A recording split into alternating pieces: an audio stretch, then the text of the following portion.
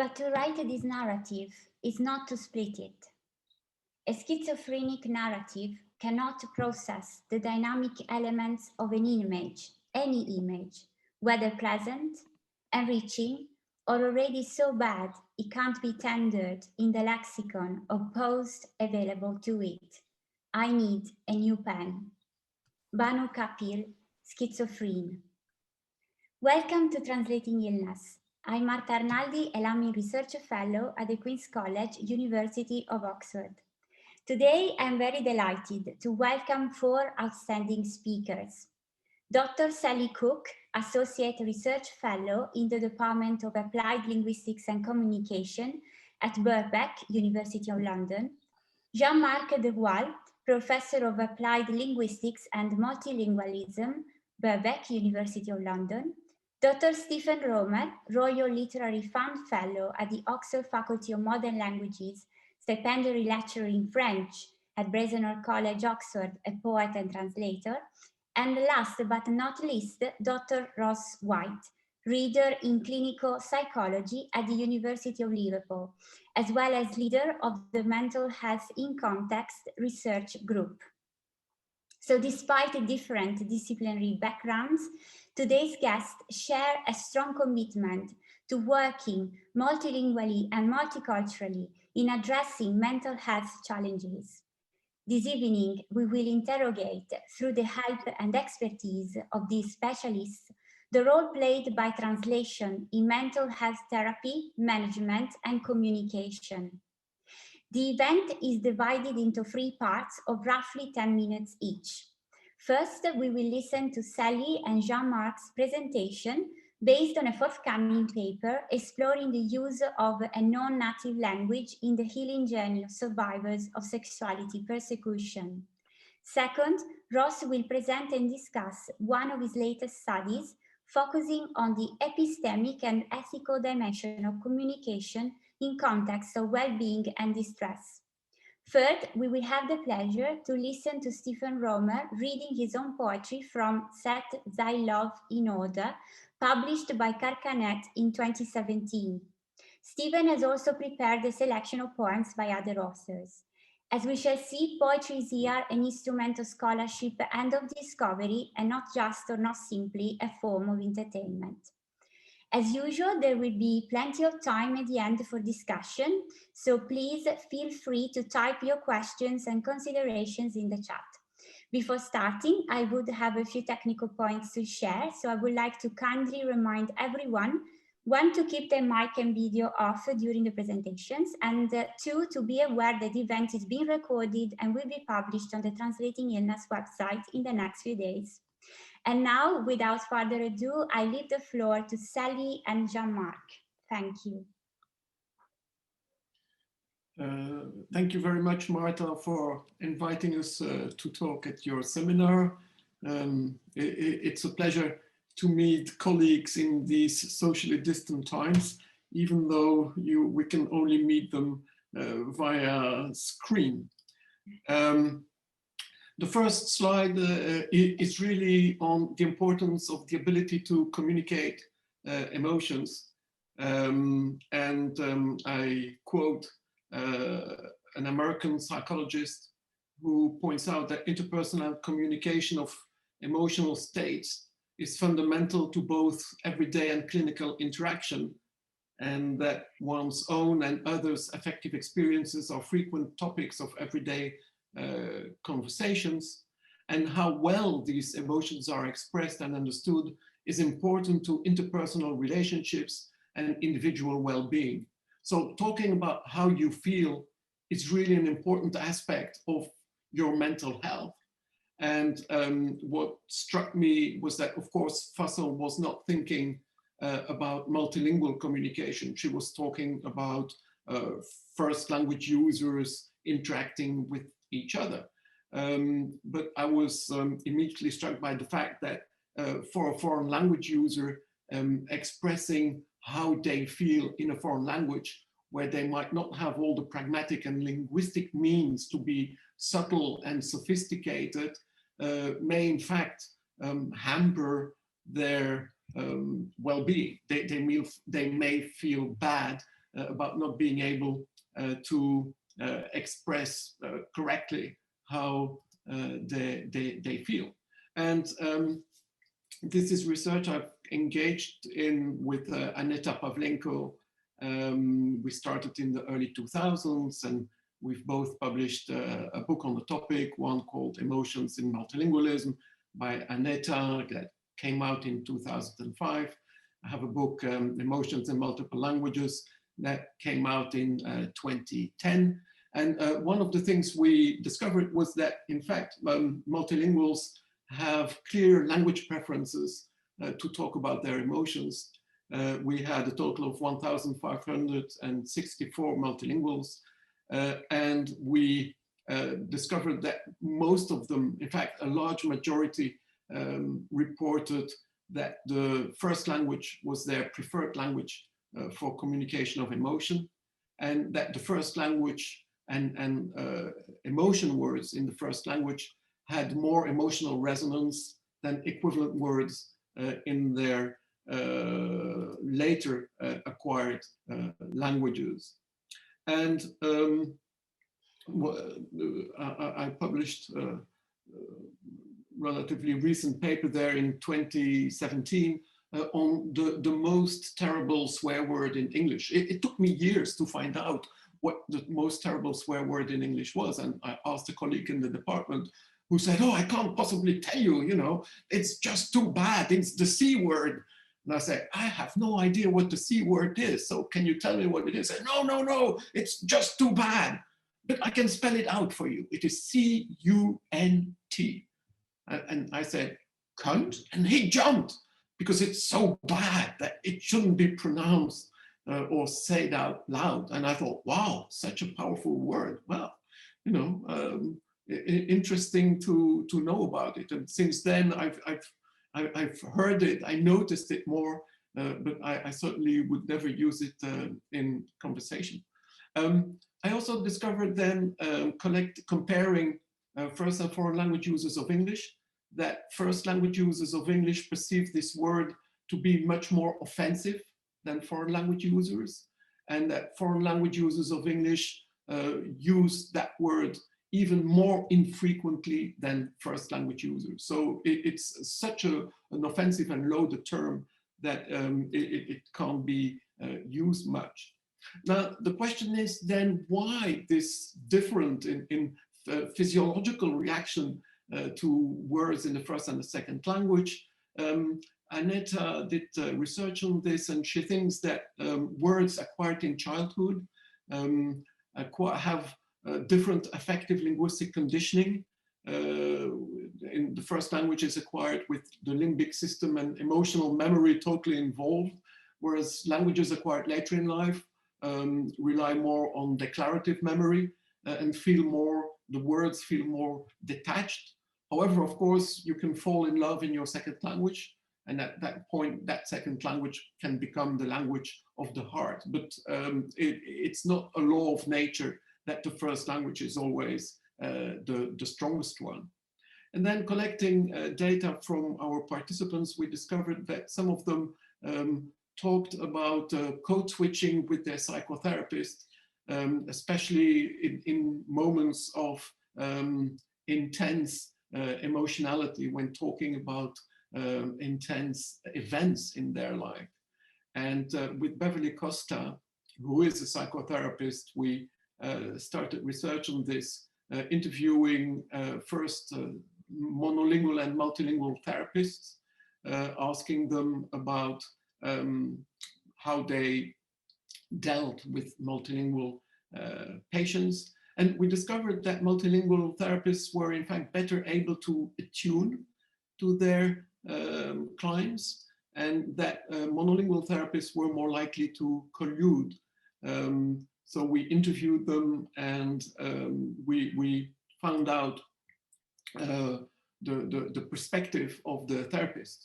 And then we decided that we also needed the perspective of the clients, of course. And so we ran another online questionnaire. We had 182 former clients. And what struck us was that a lot of clients were complaining that their therapist had never asked them about their multilingualism.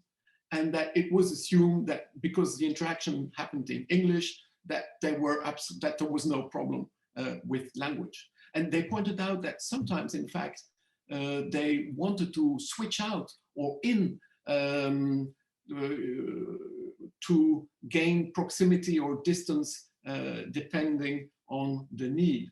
So I'm there on slide 9, and this is the point where I pass the baton to Sally on slide 10, who will tell you about her own study. She did her PhD with me, developing what we had done into a new direction. So Sally, over to you.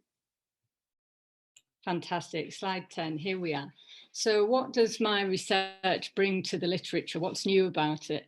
The focus of my research is an under-researched group of people, survivors of torture and other human rights violations, in the context of their rehabilitation.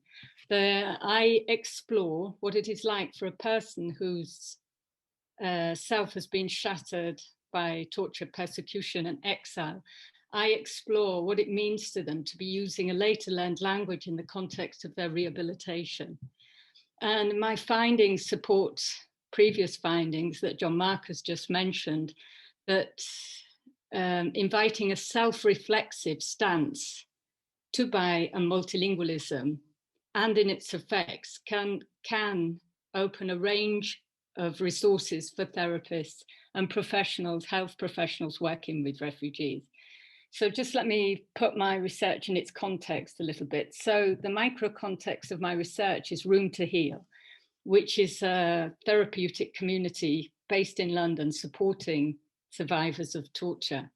Its primary function is to provide a mental health service. It offers an integrated program of therapeutic and casework assistance.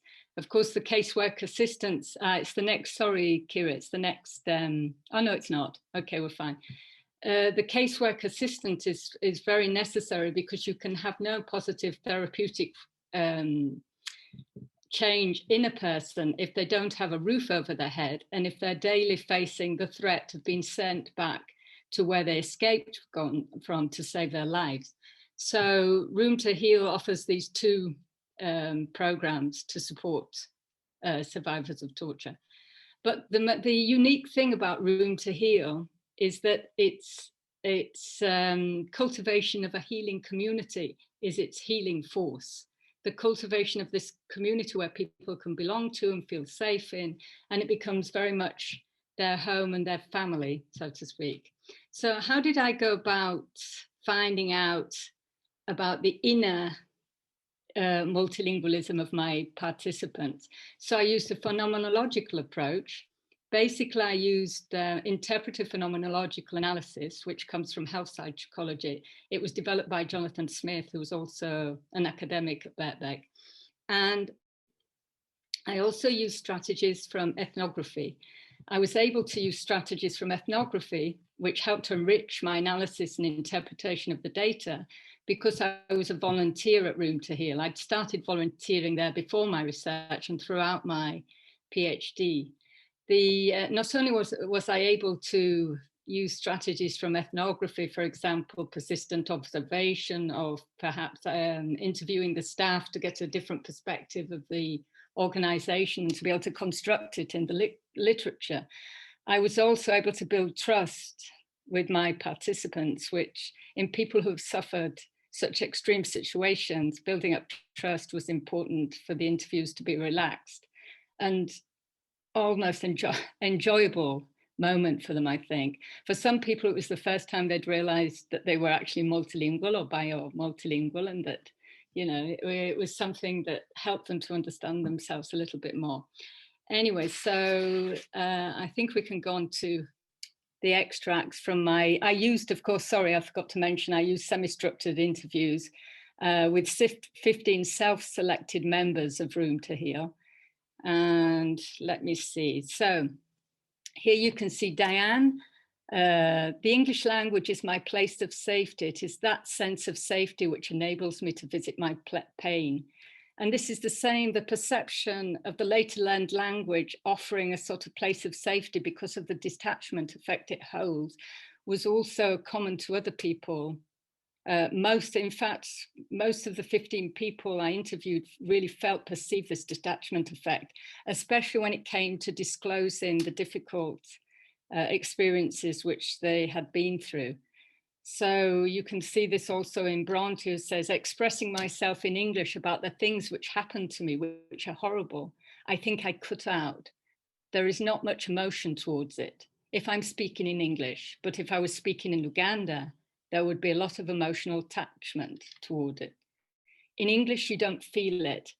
So basically what happens is the detachment effect enabled Brontes, enabled the others to disclose their difficult experiences, which according, for example, Judith Herman, the trauma expert, maintains that being able to talk about the difficult things that a person has been through is the first step towards recovery of that individual.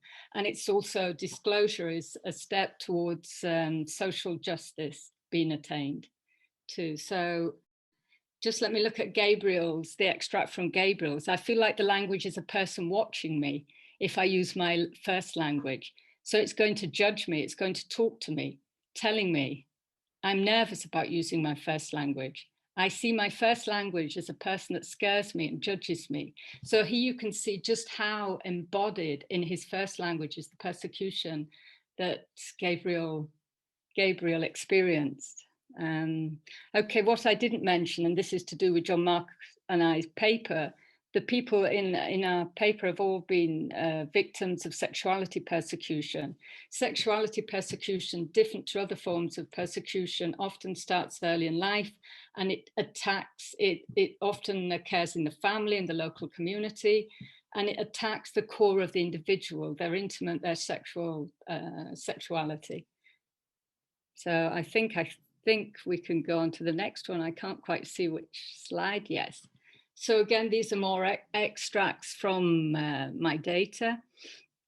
Again, I think the question I asked here is, do you feel different depending on which language you are using? The question to the previous data was, how do you feel when you're talking about difficult, emotionally charged topics in your later learned language? Whereas the question here was, do you feel different depending on which language you were speaking? And Gabriel, again, the perception of being different, feeling a different self in each language was very, very evident. He said, when I speak my first language, I always feel as though I'm wearing lots of armor.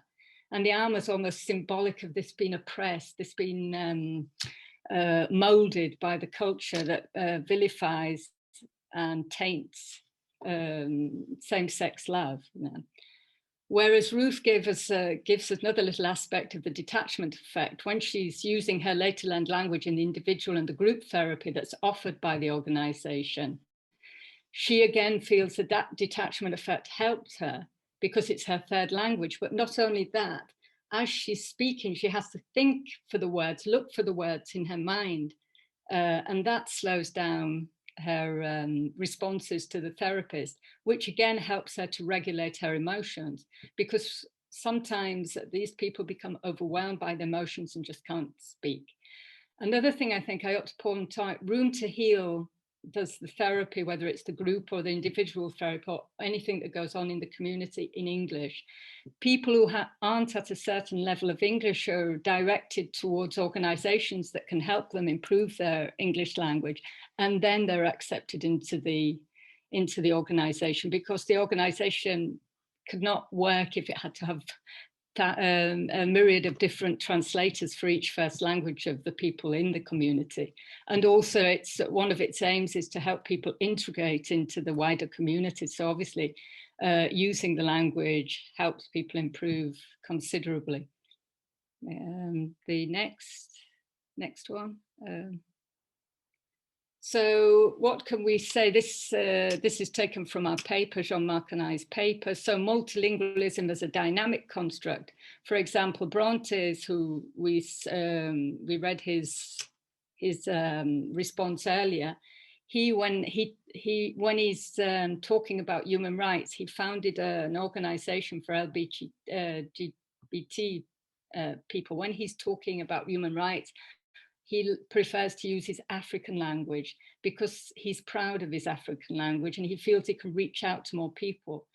When he's in his intimate relationship with a man, when he's talking about love, he prefers his English language because it offers him more words to talk about this love, and it offers him words that are not tainted by a culture that vilifies same-sex love. So again, it's the detachment effect that helps him to feel freer in his true self. So what about Gabriel? Of course, as things unfold over time as well, Gabriel has changed his attitude. When he first got to the UK, he didn't want to speak his first language because he was so traumatized by what had happened to him. But eventually, as he goes through the process of his rehabilitation, he's going more and more towards loving his first language again and his culture through the poetry and songs he's studying at university. It's interesting because his reaction coincides with research done by Smith on German Jews after the Holocaust.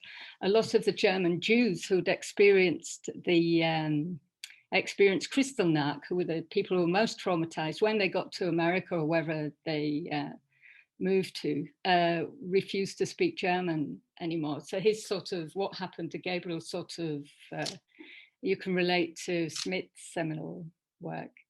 So Pavlenko maintains that how we relate to the social world is in constant state of flux and that feelings and language preferences evolve as the person moves on and changes. So multilingualism as a dynamic, complex construct as opposed to a state.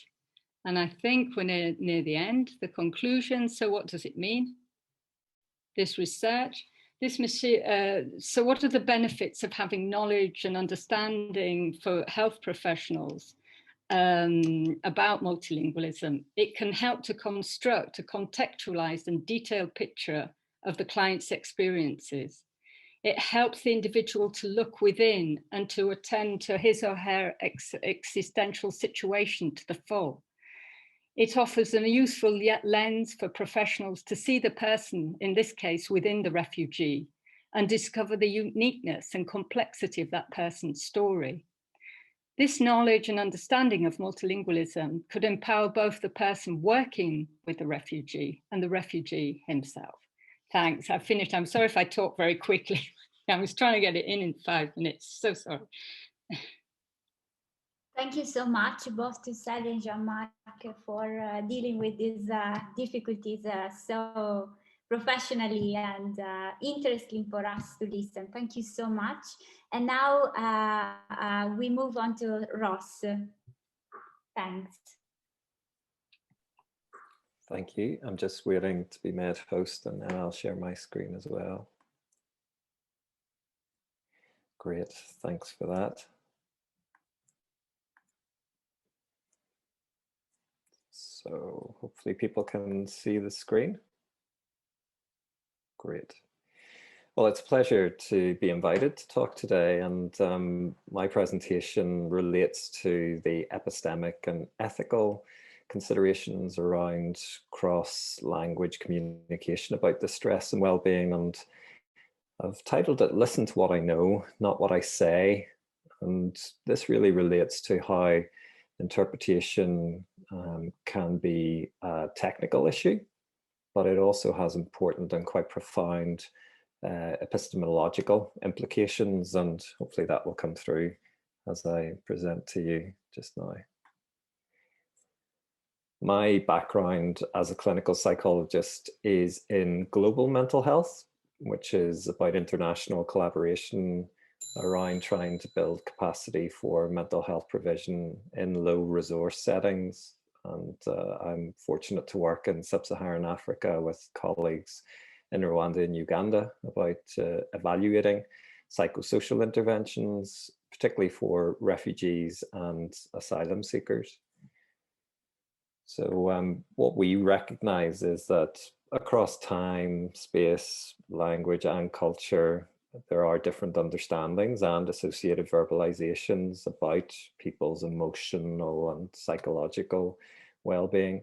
So in the West, contemporary understanding and communication about emotional and psychological difficulties has tended to be dominated by diagnostic labels and the dominance really of the medical model and how we share understanding about emotional and psychological difficulties.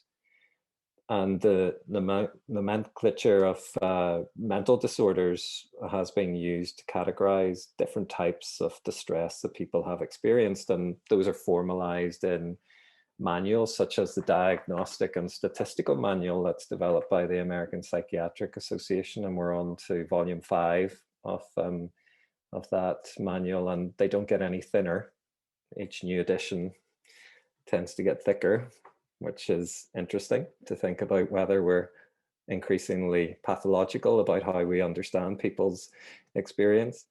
And there's also the International Classification of Disease that the World Health Organization uses as well.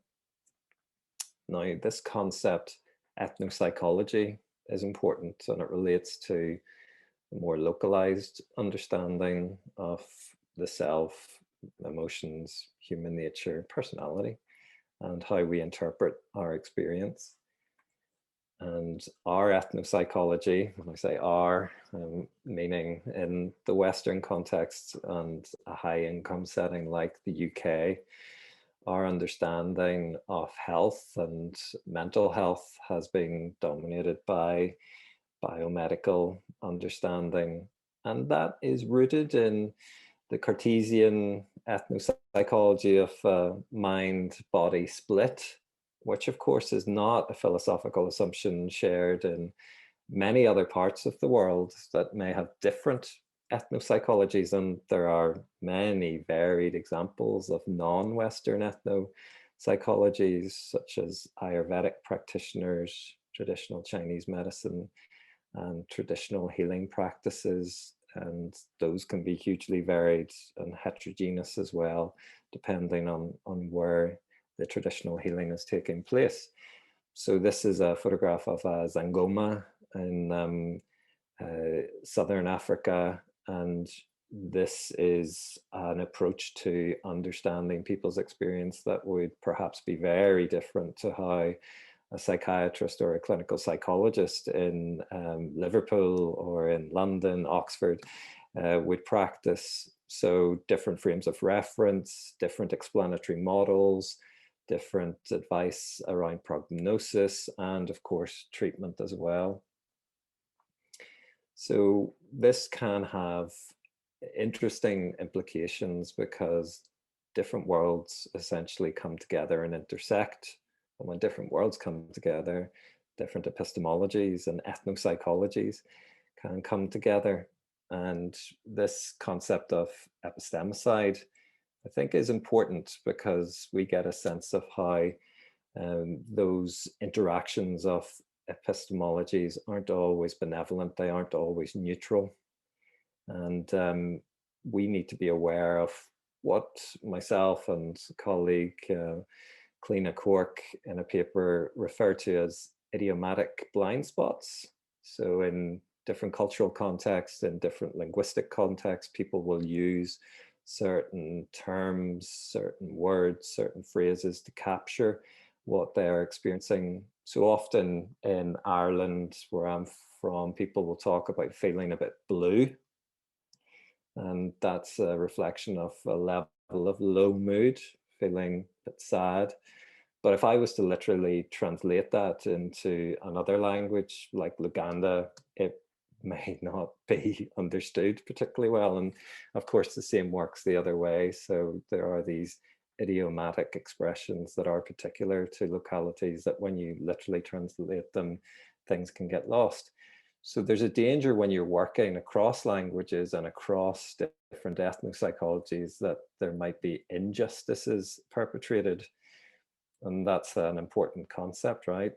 Justice. So equality is where we recognize that we have some resource, 3 crates, for example, here, and we make each of those crates available to 3 stakeholders. And that may mean that certain stakeholders continue to be disadvantaged relative to others. Equity, on the other hand, is more about fairness and addressing disadvantage so that resource may not be necessarily given out equally, but proportionately to afford people an equality of opportunity. And then there's justice. Well, justice is maybe about tackling the root cause of the disadvantage. So rather than allocating crates to help people see over a fence, it's asking why the fence might be there in the first place. And I've been very influenced by the work of Miranda Fricker and her work on epistemic injustice. And she draws a broad distinction between 2 different types of epistemic injustice. One is testimonial injustice, and that's when prejudice causes a hearer to give a deflated level of credibility to a particular speaker's word. So undermining the credibility or the legitimacy of the person who's providing the testimony. There's also hermeneutical injustices, and that's when there's a gap in collective interpretive resources that puts someone at an unfair disadvantage when it comes to making sense of their social experiences. So for example, someone might be subject to an experience of sexual harassment in a context where that concept hasn't been broadly communicated, where awareness about the risk and the possibility of sexual harassment hasn't been necessarily communicated or shared. And that may put someone at an epistemic disadvantage and result in a form of injustice. So I'm very interested in the languaging of distress, as I mentioned, across different contexts whenever we're working internationally. And myself and colleagues argue that language can lie at the heart of the risk of these epistemic injustices being perpetrated. Now, there are 2 particular contexts where that might play out. So one is in the interface between divergent discourses on well-being and distress. So it might be that someone in a particular context is talking about an experience and is using a particular explanatory model, yet whenever that's being interpreted and shared with another, there may be another epistemic frame of reference being drawn upon. So if it's being translated to a medical practitioner, for example, the interpreter might recognize that the person that they're interpreting for, the professional, would understand it in terms of a more biomedical frame of reference. There's also communications that involve both verbal, which can be interpreted, but there's also materials that get translated. So my profession, clinical psychology, tends to use a lot of standardized assessment instruments. And those could be things like a PHQ-9, which is used internationally to assess levels of depression, so levels of depressive symptoms. And we need to be careful about the risk of perpetrating epistemic injustices when we are taking a measure that was developed in a high-income country such as the UK and translating it for use in another cultural context where some of that terminology, some of those frames of reference may not be widely accepted or understood. Okay. So let's think a bit about these contexts in which interactions may happen across language, and that those are interpreted interactions. So you'll see in this diagram at the heart of it that we have 3 individuals, one of whom could be a mental health professional, someone like a clinical psychologist, let's say individual A. Individual B could be a local community member, someone who is experiencing distress. And then individual C might be an interpreter.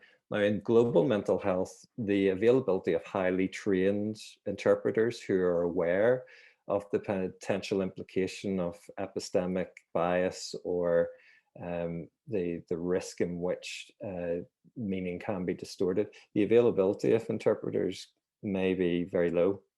And there's a lot of use of informal interpreters, people who may have some bilingual ability or multilingual ability and who aim to support the interactions. So we have these different subjectivities and the different epistemic viewpoints that each of those protagonists can have. And right at the heart of that space, there's the intersubjective space, where there's a coming together of these different worldviews, and that is the context in which the interpretation occurs. Now, that triad exists within this individual micro level setting and is shaped by each of those individuals' mother tongues, their social characteristics, their gender, their age, etc.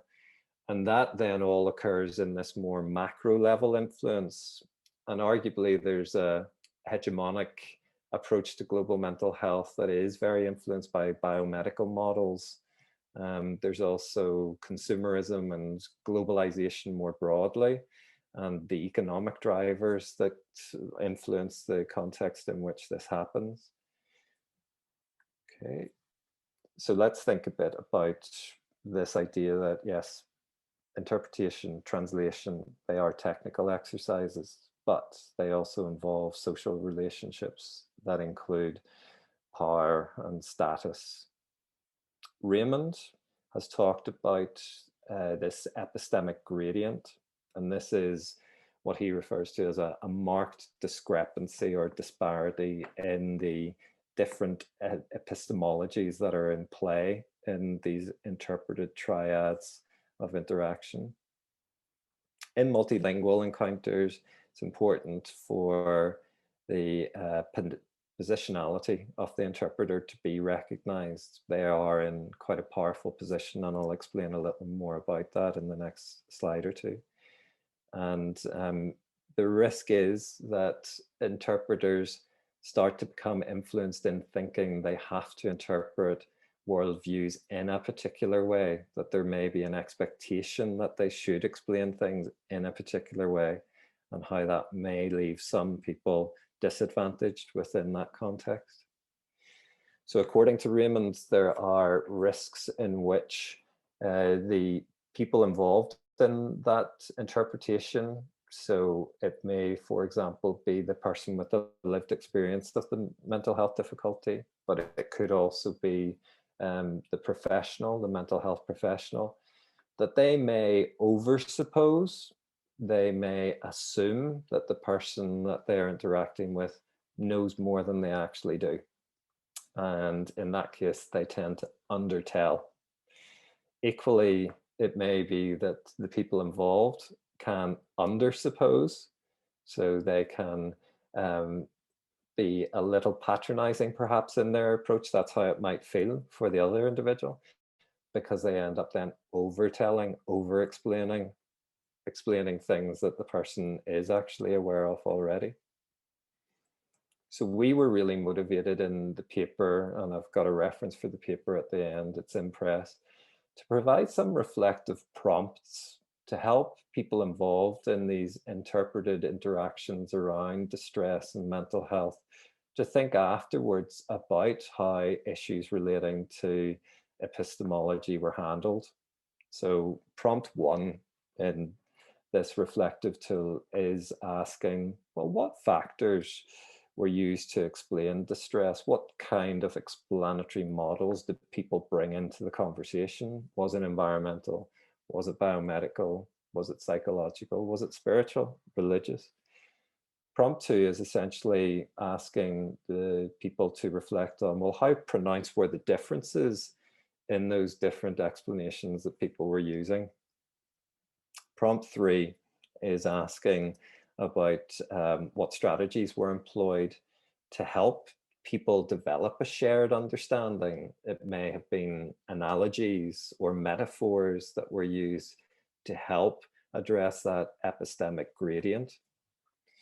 Prompt 4 is really trying to tap into these ideas about did oversupposing and then undertelling occur, And if it did, how might that have impacted on the communication? Prompt 5 is saying, well, did undersupposing and overtelling occur? How might that have impacted on communication? And then finally, prompt 6 is about, well, having had this reflection, if that interaction were to occur again, how could we try to develop an approach that would be much more about equity in the interaction, equitable sharing of worldviews? I quite like this quote. So cross-cultural communication about mental health is not translation between languages, but it's more about accurate translation between worlds. And that's Derek Summerfield, who has written quite a lot about global mental health. So the paper that this reports on is upcoming for publication in Transcultural Psychiatry. But if people wish to receive a pre-publication author manuscript of it, I would be happy to provide that. So I will stop there and I will make a host. Who shall I make host now? I think Kira. Stephen, do you have a PowerPoint? You don't? No, I don't. Okay, thank you so much. No. I would like to thank Ross for this fascinating presentation, very, very rich and enriching. I think we have a lot to discuss. Thank you so much. Also for your generosity, sharing paper. And now we move on to Stephen and the language of poetry. Thank you, Marta. How do I get onto the screen? You're there, you're ready. Okay. You just have to speak. Yeah, I do not have, after these very learned papers, I don't have a PowerPoint or anything to share, so I'm going to ask you to listen the old-fashioned way, partly, and I will be probably repeating the crucial phrases in the poems, the ones that have moved me, and maybe germane to our subject. It's lovely to be here. Thank you, Marta.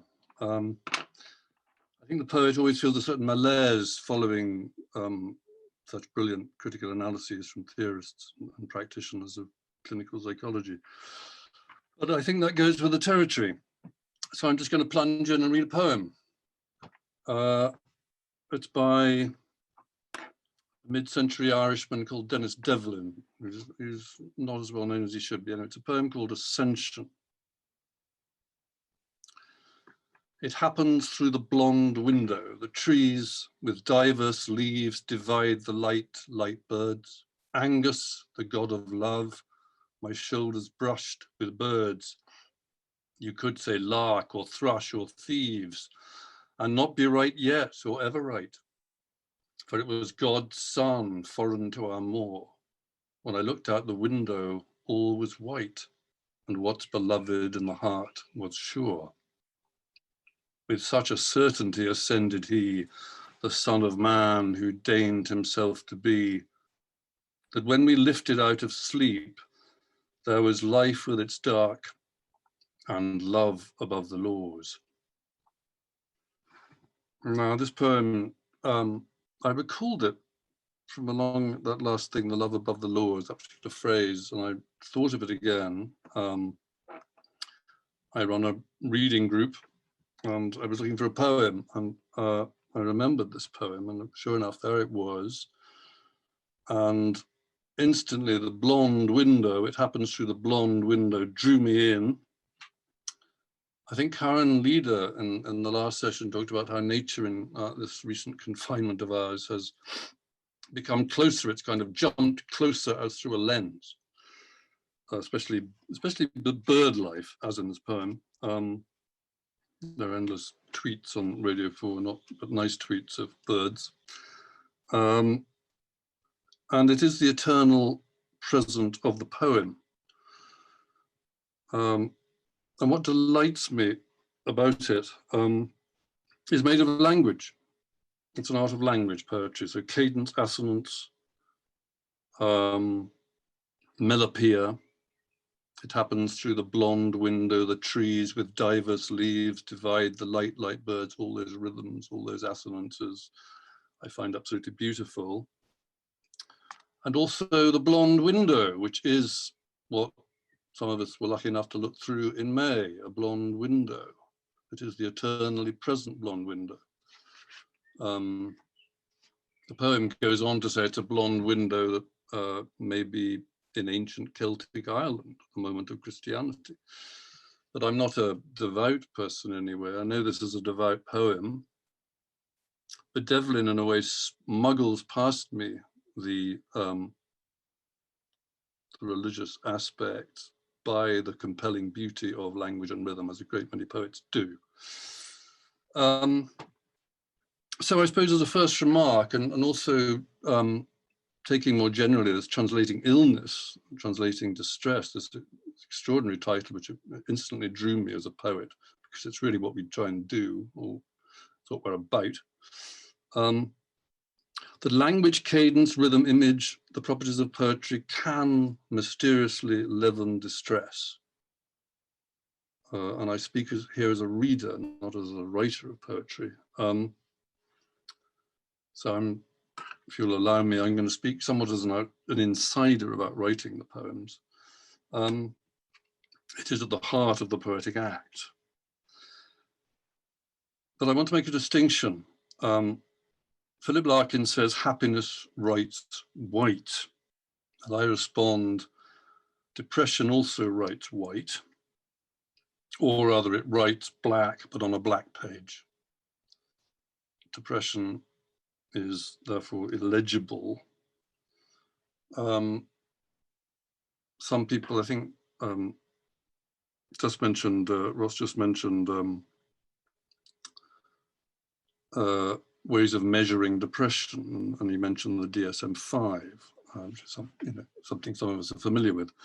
So I'm talking here around, I think, clinical depression, which is not a romantic, sweet, Keatsian or Rilkean Sehnsucht, not a melancholy, not a nostalgia.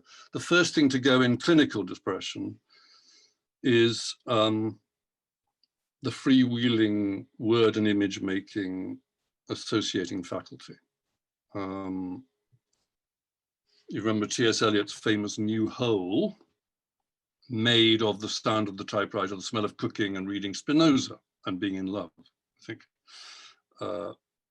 In clinical depression, these things remain obdurately separate. They will not form the new whole out of which any worthwhile poem is made.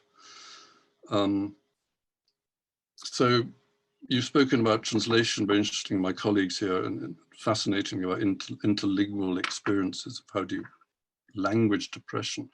But there is also I would say for a poet, there's the primordial translation, which is the first translation of mental distress or mental joy into words before those words are then translated into other words. So any perpetration or committal to writing is already a translation of something that is, to quote Hegel, from the mind and for the mind. That should not be forgotten. There are very few poets, I was thinking about it, very few poets who write successfully in dejection. And I would say almost none who write in clinical depression. The famous example is Coleridge, Dejection and Ode, 1802. And later, 1825, the famous poem Work Without Hope, which ends as a pretty good image of dejection, or maybe depression. With lips unbrightened, wreathless brow, I stroll, and would you learn the spells that drowse my soul? Work without hope draws nectar in a sieve, and hope without an object cannot live. Those are pretty classic statement of depression. It seems to me, and this will be my second remark, that what poets are really good at, and I realize how many of the poems I really value are those that, to use a clinical term, almost are post-dromal. They're almost symptomatic of coming out of depression. It's the moment when the poet recovers the world and at the same time concurrently recovers language. And here is Louise Gluck, our new Nobel laureate, in her poem Snowdrops. And I think it's about snowdrops, but it's clearly also, I think, about coming out of a serious bout of depression. Snowdrops. Do you know what I was, how I lived? You know what despair is, then winter should have meaning for you. I did not expect to survive Earth suppressing me. I didn't expect to waken again, to feel in damp earth my body, able to respond again, remembering after so long how to open again in the cold light of earlier spring. Afraid, yes, but among you again. Crying, yes, risk joy in the raw wind of the new world. I love how it's tentative and yet irreversible. It's a tentative, irreversible moment towards recovery of the world and at the same time of language. Poem, I shan't read all the poems I've got for you, don't worry. This is a poem by Geoffrey Hill, the great, our late great contemporary who died in 2016. This is the first part of his poem, Scenes with Harlequins from 1996. He has in mind Alexander Bloch, so there's a historical tragedy at the heart of the poem, context and tragedy. Distance is on edge, the level tide stands rimmed with mercury. Again, the estranged spirit is possessed of light. The common things glitter uncommonly. City besieged by the sun, amid Sibylline galas of dust, pluming the chariots of tyrants and invalids, peppered with mica, granite-faced seer, scathed by invisible planets as men dream of war. Like a fresh sea wind, like the lilac at your petrified heart, as something anciently known.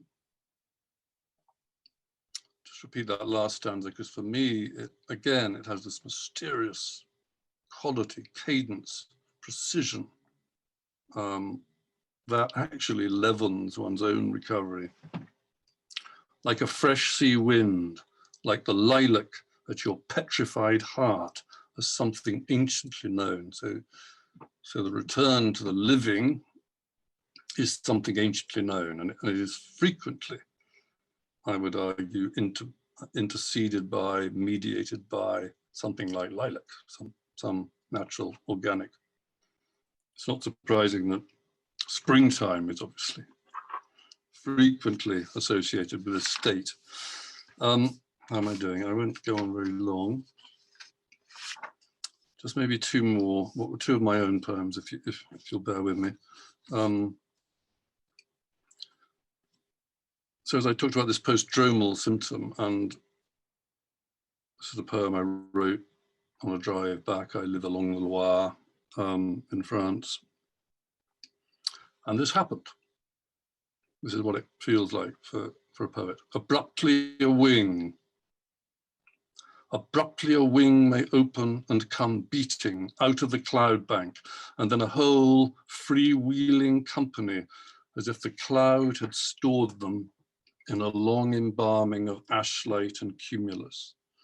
Strangely disinterred, they swoop up river in a sequence of achieved articulations. Okay, that is of course the gulls, but it's also the mind suddenly able to function in that wonderful moment. Finally, I've been reading Friedrich Hölderlin recently, another obviously great and tragic romantic figure of first wave German Romanticism. And just as a sidelight, since it's his own translation, he did praise translation as giving new vigor and exercise to the target language. it's sort of a calisthenics. When you translate a difficult poem, you're also stretching your own language, or you should be. When he approached madness, he writes this extraordinary letter. He says he's closer to nature, and the storm clouds above him are like signs in the sky. And he takes comfort from the philosophic light at his window. It's a beautiful image of Holden on the philosophic light, holding out against what soon become to be crushing mental pressures, but in fact overcome them. This is a poem, it's a poem on the reverse. Again, it's a poem about a return, this post-stromal moment, a homecoming. And then one day the young master returns from a dark place, and bird song leads the wanderer in, and the cat yawns and curls again in the headiness of this instant. The house is fragrant with wood smoke and honeysuckle, which is a kind of accomplishment. Returning from dogma home to the humane, he lays aside knapsack, alpenstock and hat, goes straight to the piano, sits bolt upright and picks out 1, 2, 3 of the Voltemperietta. The Bildungsroman, his own, is unopened on the table, but let it be. Let the elevation last, for it must fall a moment longer. The blue dome is tense, the gods are close, everything is possible. Thank you very much for listening. Thank you. Thanks so much, Stephen, for this very touching, beautiful moment that you shared with us. And yes, I join people in the chat thanking all of you. And if anyone has, I know there are some questions which I will ask in a moment. If anyone has any other observation to make, a question to ask, just type in the chat. In the meantime, I just would like to make two very short points, like as a way of conclusion, because I think there are so many points of contacts among your discourses, different discourses across languages, cultures, and disciplines here. And one is very much an epistemological observation, like that very much is at the heart of Ross's paper. But I think it crisscrosses all the talks. This sentence that you just read from your poem, Stephen, returning to dogma home. This line really made me think about these different epistemic discourses as forms of dogmas, in a sense. The scientific, the psychological, the linguistic, the literary. We all have migrated to some kind of land of dogmas, and we need to go back home to that interdisciplinary, intersectional space that Ross so convincingly and beautifully explained before, because all these different languages bear with them questions of powers. They're not just techniques, as we said, and they, in a sense, cross that borders and that distinction of mind and body. In this sense, the spiritual was very much present in this, is very much present in dealing with mental distress, experiences of mental difficulties. Maybe not so much in the West, but maybe even in the West, as these poems from Western poets shown us images of birds, wings, and skies. And so this recovery of meaning, which is both expressed and translated through the recovery of words and languages. And then another sentence, the raw wind of the new world, which very much expresses the need to put into words our emotions, to feel well, as Jean-Marc said at the very beginning, and as Sally explored further. and translation as not just the techniques, but as a transfer of and an exploration of new words. So thank you very much, because of this symphony that you created, despite it was a difficult song to play, but thank you all. And so there are some questions. Yes, the first one I think was asked by Christina. She was asking whether trauma impacts choice of language.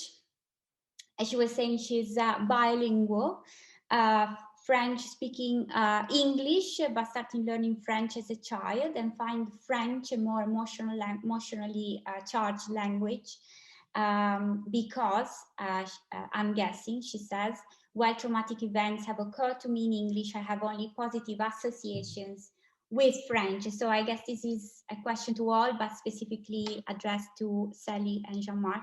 And following this question, I would also like to ask whether, according to the way we classify mental disorders, whether there could be a difference in using a native or a non-native language when we try to deal with different experiences of distress, like in this case, trauma, but we spoke about depression or others. Thanks. I could quickly start and to answer the first part, and if Sally could attack the second part, that would be brilliant. I think that certain languages can certainly be associated with trauma. I think it depends a little bit on the amount of input also in these languages. So something really bad can happen in a language that taints that language for you. But if you keep getting exposed to that language for you know, entertainment or I would say just neutral context, then that original connotation might weaken over time. And there are examples in the bilingual literature about children suddenly refusing to continue using the minority language of their parents at home, because the parents are fighting all the time, and the child associates that language with fighting, and then stops using the language to reject that conflict, and uses the majority language with the parents, even though the parents may not master that language very well. So you might imagine that this is not necessarily a long-term thing. I mean, the child might at some point pick that language back up. And I guess that similarly, people who have experienced horrible things in one language, that over time, and that's in fact also what Sally describes, is that the situation is dynamic, so that they may overcome their initial rejection of the language by re-engaging with the community and seeing positivity in the language. So Sally, correct me if you think I forgot something. Unmute yourself though. Sally, unmute. Yeah, I've done it, I've managed. Yeah, I agree with what Jean-Marc's saying, obviously. And what was evident why Jean-Marc and I decided to write a paper on the 3 people who had been, who were victims of sexuality persecution, was that it was so evident from them the emotional detachment, how useful it was for them, because what they'd embodied in their first language was their shame of their difference. Whereas when you looked at my participants who'd come from political persecution or persecution because of their ethnic group, their attachment to the later land language wasn't so pronounced. It wasn't such a tool for them to escape from the shame, that they didn't have that shame embodied in their first language, basically. So that's why Jean-Marc and I decided to do this sort of case study on the 3 people who'd been victims of sexual persecution. And this was also evident in 2 women in my study who had been victims of sex trafficking. The later land language became so important for them. It was such an important tool for escape from this sense of shame that they held in their first language. And it gave them, the detachment effect was more evident in these people. You know, so when you were talking, Marta, about the difference between the people who've been depressed or the people who've suffered trauma, I think, yeah, there is a difference how they feel about their languages and how they feel when talking in them. You know, this was also, to give you an example, also in one of my participants who was an academic. He felt so frustrated. He didn't feel the need for this later learned language. He just felt frustrated in it because he was used to being so articulated in his first language. He'd been persecuted because of his political ideas and because of his ethnic group. He didn't have this attachment that my participants in the paper, Jean-Marc and I have just written, had, you know. So I think it's there needs to be a lot more research on this, I think. Maybe I can come in just to add to that as well. And in the chat, I've listed what are referred to as cultural concepts of distress. And these are more localized idioms, if you like, that capture particular manifestation of distress that is local to particular cultural context. Now, if you look down that list, what I find really interesting is that none of them are English language. So there's a kind of assumption that, well, the labels that we have in English are the universal ones. They apply across the world. There's no need to hone in on localized English language expressions of distress. So there's a kind of, I don't know, I think an arrogance around that, or ignorance, dare I say. But yeah, you can see that kafungasisa is a Shona word term that's used to describe thinking too much. And often there's a parallel drawn between kafungasisa and what we might refer to as depression in a country like the UK. So interesting in that cultural context about, well, which label gets prioritized and how does that impact potentially on ideas around prognosis and intervention and treatment. And yeah, language does matter because it opens up ways of understanding and ways of seeking support. Yeah. So those are listed in DSM-5 as cultural concepts of distress.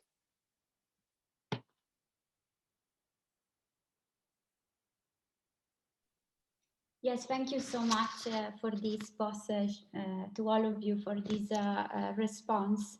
Yes, I was wondering, we mentioned that speaking in a foreign language can help us reconstruct or reinvent self. So in that sense, this is something that also maybe could be useful in other experiences of distress apart from trauma, as you mentioned, because obviously there is a need to see oneself from a different perspective, from another side, as a sufferer while we are suffering from mental illness or disorders. And I was also wondering, because I know that if I well remember, Ross, you did some research with poetry as well, and I was wondering, and mental health. So I was wondering whether you would like to tell us something about that, so that we can.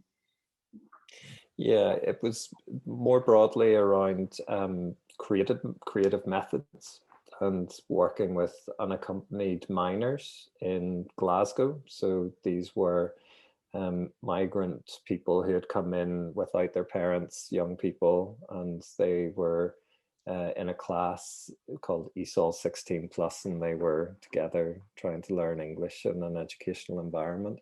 And there was recognition about the huge heterogeneity around the languages spoken, the mother tongue of the people in the class, and their English language ability and their ability to converse with each other. And it was really about trying to draw upon creative methods, artistic methods, music, to try to help people express some of what they had been through previously, so that they could share ideas around that without necessarily being hamstrung by language differences. So yes, that was quite a powerful experience, and one that really sought to facilitate this the communication about difficult experience in a very linguistically diverse setting. So yeah, words are clearly important, but other methods, particularly creative methods, can be really useful at helping people to express and share. Thanks, Ross. Yes, Sir Mark. Could I quickly jump in? Because it's also a method that psychotherapists use with children, allowing them to draw, because maybe they don't have the words to talk about these difficult things they have experienced, and drawing can help them express these things. Thank you. This is also a very interesting area, because if we understand translation broadly as we are doing, that's also part of that's also a form of intermediate translation, which is extremely powerful indeed. Up to the most rarefied of all forms, which is music, but probably the most effective, as Ross explained. So thank you so much. So if are there any other questions? Of course, the speakers are very welcome to ask questions too, if they have any to one another. Otherwise, I'm aware of the time, and I thank everyone for your patience with dealing with some technical difficulties. This always happens in this online meeting. Thank you for dealing with them. And so before ending, I would like to thank again all the speakers for their tremendous contribution to this series. And thank you for asking questions and seeking answers, then go beyond preconceived ideas of language, culture, justice, health, and disease. Thank you for helping us see translation from a different angle, one that is epistemologically and ethically charged at a time when we particularly struggle to define and trust our own as well as other people's forms of knowledge. And thank you for communicating these ideas through the languages of interdisciplinarity, including the non-conventional yet deeply intimate idiom of poetry. Finally, thank you very much, Kira Alma, for your support, technical and beyond. And thank you to all the participants for their presence and questions. So the final Translating Illness webinar will take place over the summer, and I'll circulate more information soon. Thank you, everyone.